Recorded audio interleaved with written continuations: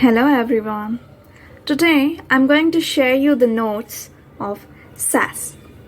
Yes, so are you excited? Let's begin the session.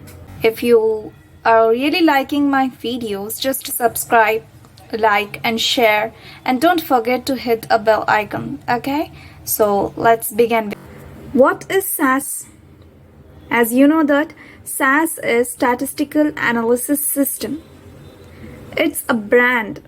Okay, so it is an analytical tool which is used to perform analytical operations such as time series analysis, predictive modeling, and data management. Okay, so SAS is nothing but a platform independent that can run on any operating system, either Unix or Windows. SAS is fourth generation.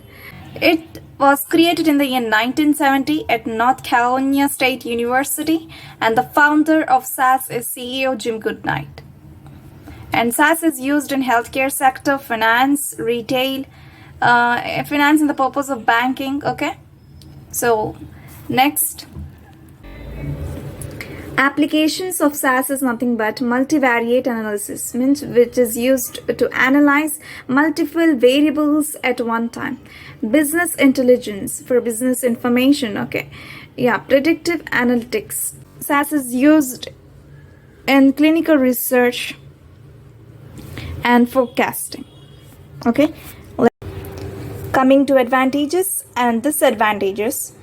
SAS is easy to learn, easy to debug, and easy to understand also. Handle large data, huge job prospects. Okay. In disadvantages, cost. SAS is very expensive. Without license, software will not open.